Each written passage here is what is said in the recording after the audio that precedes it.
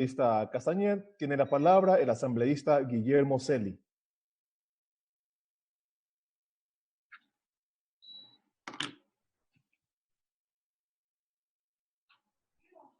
En este momento. Gracias, señor presidente. Quiero confirmar si se me escucha bien. Le escuchamos claro, asambleísta Celi. Muchas gracias, presidente, señores legisladores. Buenos días a todos. Hay que ser extremadamente claro en lo que hemos venido proponiendo desde un inicio. Y quienes hemos tomado definiciones siempre defendiendo el bolsillo de los ecuatorianos, ya que ahora vemos que algunos empiezan a cambiar de parecer, aquellos que junto al gobierno y sus aliados planean meterle la mano al bolsillo de los ecuatorianos, y así lo defendían tanto en las comisiones como también en el Pleno de la Asamblea Nacional. Ahora vemos que han cambiado de parecer. Qué bueno que hayan entendido, que hayan escuchado a la gente. Esto se trata de hablar a los ciudadanos, de entender a los ecuatorianos.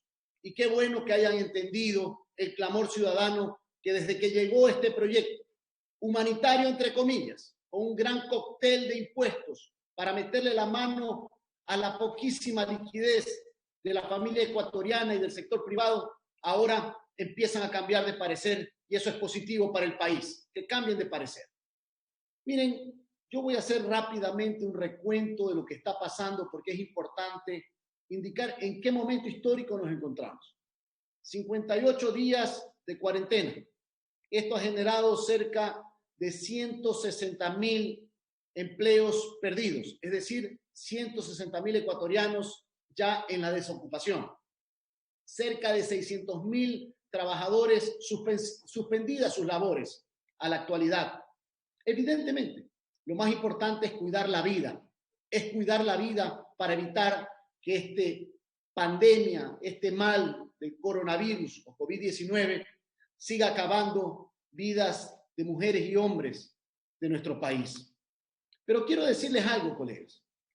La pandemia ha revelado, esta pandemia de COVID-19 ha revelado lo que es este gobierno y lo que ha sido los profundos problemas en el Estado ecuatoriano. Definitivamente, un gobierno sin orden, sin dirección, no tiene liderazgo absoluto y obviamente problemas también estructurales del Estado en los terribles deficiencias, escándalos de corrupción en los hospitales del país. Prácticamente la mayoría de los hospitales o del Ministerio de Salud Pública o de la Seguridad Social están ya bajo investigación de la Fiscalía con allanamientos, donde debería estar el trabajo permanente en favor de los ecuatorianos, de salvar las vidas, de curar a la familia ecuatoriana. Vemos que lamentablemente se ve envuelta por permanentes investigaciones penales ante las fechorías de funcionarios de este gobierno que lamentablemente han estado en el lado incorrecto, en el lado de los sinvergüenzas, en el lado de los inhumanos y hasta criminales en momentos de pandemia. Y adicionalmente, colegas, es importante también señalar que 8 de cada 10 ecuatorianos no tienen ahorros. ¿Eso qué significa? De que ese proyecto, como lo ha planteado el Ejecutivo y sus aliados, lo único que pretendía era hacer lo que le hacen a un paciente cuando está en terapia intensiva. Obviamente esto considero de que sería terrible que se lo haga. Y le sacan la poca sangre que tiene cuando está intubado, cuando está recibiendo oxígeno, cuando está recibiendo medicinas para no morir. Si usted le saca eso a un paciente en estas circunstancias, lo único que usted va a hacer es que ese paciente colapse y posteriormente muera. Eso es lo que quieren hacer con el sector privado. Eso es lo que quieren hacer con la familia ecuatoriana, con esa clase media, porque ahora los que dicen que ya no están de acuerdo con los impuestos, pero que defendían permanentemente las tablas y la metida de mano al sector privado, al emprendedor, al artesano, al profesional, a la profesional, a la gente que hace actividad en la micro, mediana, pequeña y gran empresa, que la está pasando muy mal, porque la propia Universidad ULA ha hecho un exhaustivo análisis e investigación que determina que el 78% del sector privado, casi 8 de cada 10 establecimientos, negocios, no soportan 50 días sin trabajar, sin realizar actividad productiva. Y es lo que estamos escuchando, cómo a diario caen, quiebran, cierran empresas, negocios, emprendimientos, profesionales, por la durísima situación de la pandemia. Ante ello, se quiere por parte de un grupo que estableció que ahora ya no está a favor de los impuestos, establecer una tabla a partir de un valor determinado, $4.500, cuando eso es prácticamente un gran sector de clase media. Pues. Es un gran sector de clase media a la cual quieren meterle la mano al bolsillo y generarle gravísimas complicaciones, porque ellos pagan su hipoteca para poder pagar su casa. Ellos pagan alimentación y salud de sus hijos. Por eso es muy fácil ser solidarios con plata ajena. Hay que hablar siempre en primera persona. ¿Qué estamos haciendo por ayudar a los demás? Yo he dicho con claridad, cuando el 12 de abril el presidente de la República lanzó un tuit desafiante de bajarse el 50% del salario, yo le dije al presidente, asumo el reto. Y al igual que los ecuatorianos honestos, entre los cuales me encuentro, yo vivo de mi sueldo.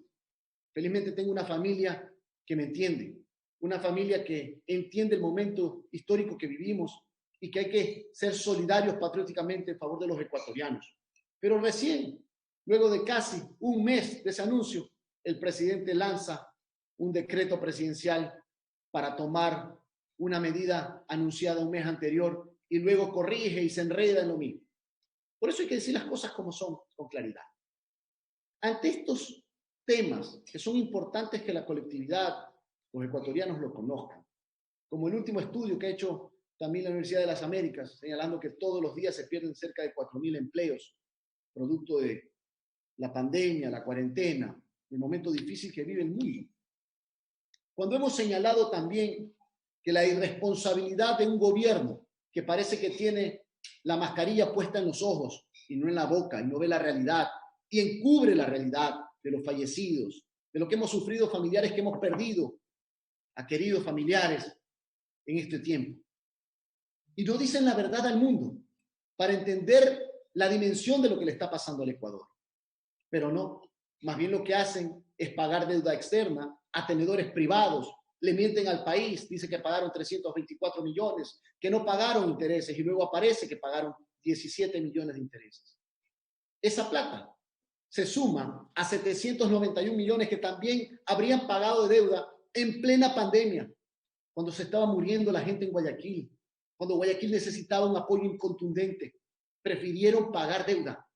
Pero quiero decirles, ecuatorianos, que ese ministro y este gobierno tendrá que rendirle cuentas a los ecuatorianos. El ministro, a juicio político cuanto antes, porque no se puede escatimar esfuerzos en develar la real acción o cuáles fueron los intereses que llevaron a tomar esas decisiones erradas, inhumanas, criminales en contra de los ecuatorianos. Y más temprano que tarde se va a conocer, más temprano que tarde. Pero hemos sido muy propositivos.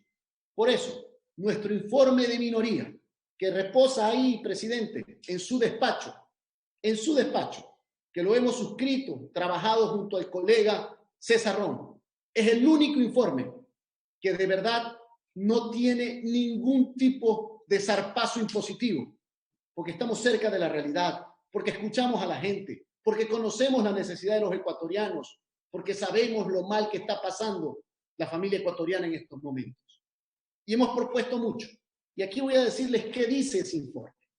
Primero, la eliminación absoluta de los artículos impuesteros que el gobierno y sus aliados así lo habían planteado.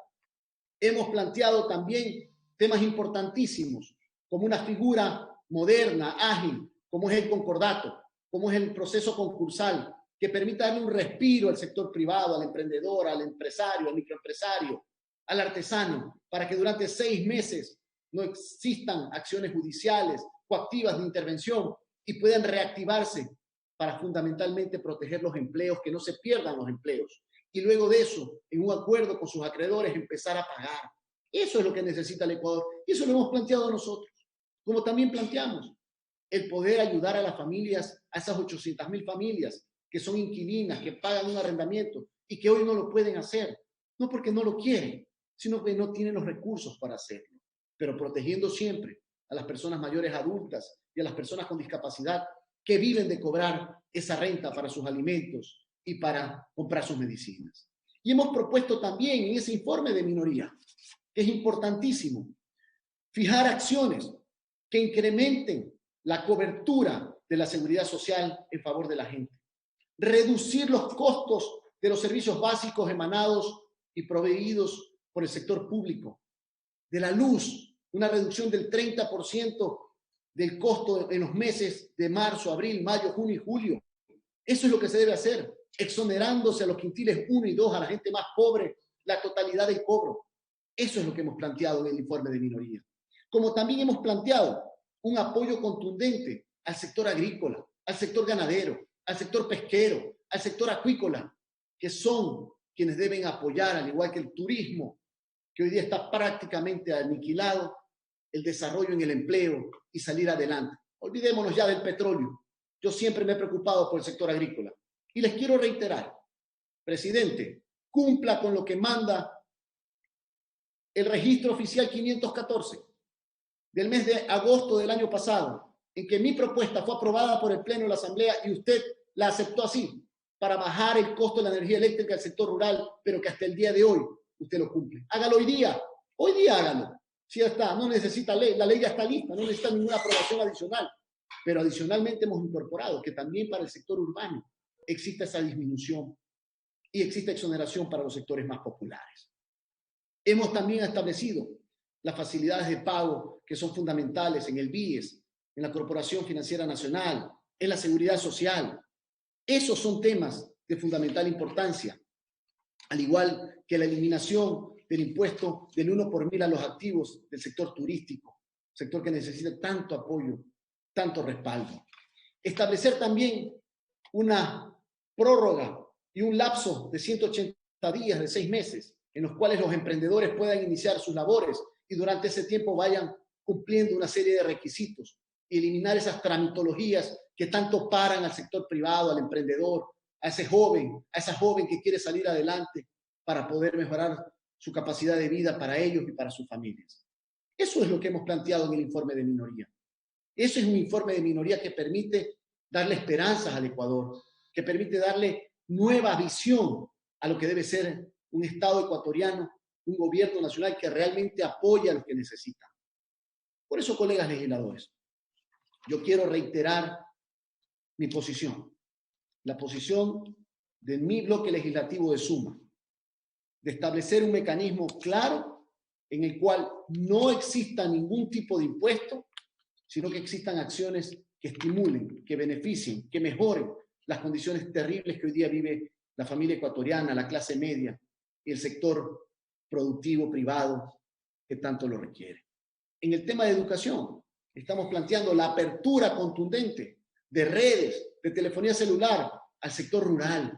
¿Cómo van a empezar las clases nuestros niños, niñas y adolescentes en el sector de la ruralidad si no tienen la cobertura de Internet? Si solamente 2 de cada 10 familias en la zona rural, zona agrícola del país tienen una computadora, cuando 4 de cada 10 familias en la zona rural solamente tienen acceso al Internet. Es ahí donde debe el Estado ecuatoriano preocuparse, el gobierno nacional. Y es ahí también lo que se debe hacer, de apoyar a la educación también privada y darles también la posibilidad que la educación privada con los padres de familia lleguen a acuerdos para reducir los costos de la pensión, los costos que significa el pago de matrículas, pero por cada caso, pues, justamente para ayudar a los sectores, a los padres de familia que más necesiten de esa beca y aquellos que puedan pagar, que lo hagan y no se dañe la cadena de pagos. Esas son las acciones que hemos planteado en el informe minoría. Por eso, no quiero dejar de lado también que se incorporó una disposición 15ª por parte de la mayoría que establecía un mecanismo confiscatorio, un mecanismo inconstitucional, abusivo, para que el Servicio de Rentas Internas pueda iniciar congelamiento de cuentas, embargo a bienes, sin que ni siquiera se inicie una acción coactiva. Es precisamente eso que cuando se vieron al descubierto tuvieron que ir al día domingo a una reconsideración de la votación. Pero esto hay que decir, nosotros presentamos en su momento, mucho antes de esa reconsideración, el correspondiente informe de minoría que es el que esperamos que se trate en esta asamblea el día de hoy. Reiterarles mi rechazo absoluto al informe presentado por la mayoría, por el gobierno y sus aliados, que es impuestero, que le quiere meter la mano al bolsillo de los ecuatorianos. No sin antes decirles que veo que ya han tomado lo que dice nuestro informe del mantenimiento de un fondo, pero de un fondo para que vengan los empréstitos externos, para que vengan las donaciones de fuera de los multilaterales, de los diferentes países amigos, y que sean utilizados para la salud, para salvar vidas de los ecuatorianos, para la alimentación de la familia ecuatoriana, y no para pagar deuda. Argentina ha señalado que hasta el 2022 no podrá pagar su deuda, y los multilaterales le están aceptando. Ecuador, nuestro país, que Guayaquil tiene la tasa más alta de fallecimientos producto del COVID, 489%, muy por delante de Bérgamo de Italia o de Madrid. ¿Cómo es posible que no se pueda pedir una condición similar al país que más duro le ha tocado vivir esta pandemia como es el nuestro?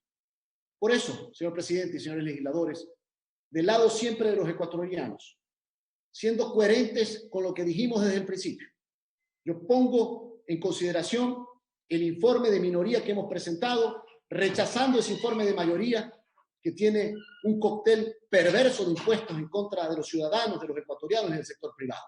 Siempre solidarios, siempre en profunda unidad, dejando de lado banderías políticas o procesos eleccionarios que ya otros están más preocupados que eso, que en cambio de salvar la vida de la gente y de apoyar a la gente.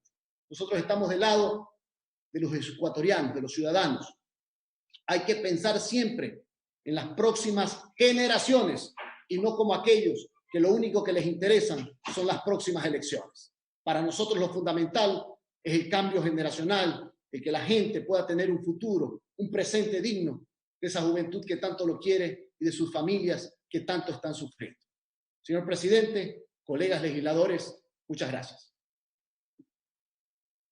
Tiene la palabra el asambleísta César Ron.